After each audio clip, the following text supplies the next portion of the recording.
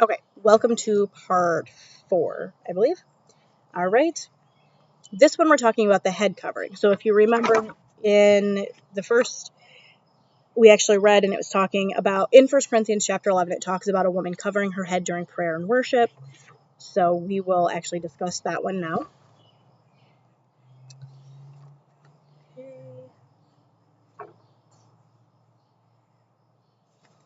Okay. So the head covering is essentially a veil. The veil is an application of the principle of headship. So again, headship is actually leadership. Understandable in that time because of what the veil represented in that culture. Okay, so the head covering represented a veil, which represented headship or leadership in that culture. Okay, so Paul says a man should pray bareheaded, even though it was the practice of Jews to pray with a yarmulke, a cap or scarf on their head.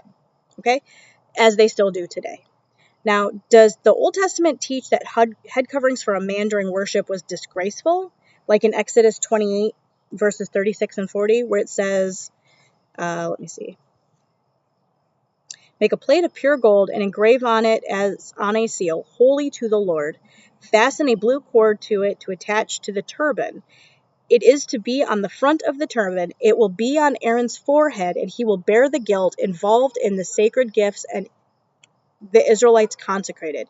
Whatever their gifts may be, it will be on Aaron's forehead continually, so that they will be acceptable to the Lord. Weave the tunic of fine linen and make the turban of fine linen. The sash is to be the work of an embroiderer. Make tunics, sashes, and caps for Aaron's sons to give them dignity and honor. So again, it was not meant to be something that would cause embarrassment or to hide something. It was actually a mark of honor to wear a cap in this sense. In Ezekiel 44:18, it also says they are to wear linen turbans on their heads and linen undergarments around their waists. They must not wear anything that makes them perspire. Talking about working in the temple, basically. And then in Isaiah 6:2, it says, above him were seraphim, each with 6 wings. With 2 wings they covered their faces, with 2 they covered their feet, and with 2 they were flying. So the cherubim the seraphim, these are seraphim, they didn't actually have their head covered, even though they were in the presence of God. So, interesting. Now, there seems to be nothing in the Old Testament that requires such a requirement, or that requires such a thing. So, wearing a head covering. But among the Jews of the New Testament times, a virgin or maiden who is permitted to go about without a covering on her, among the Jews of the New Testament, during that time, in their culture, a virgin or maiden was permitted to go about without a covering on her head or face, but when she became married, she was required to have a covering that bound up her hair and reached around her chin. Custom required that she must never go outside her house with an uncovered head. This was so shameful that her husband could use it as grounds for divorce. Her head, remember, bleed, is her husband. He is the one honored or dishonored. So Paul was writing to believers in Corinth at the time. In that city, the most licentious city of the time, the only women who did not wear veils were the temple prostitutes. Any woman, therefore, who appeared on the public street without a veil was opening herself up to the suspicion that she was available.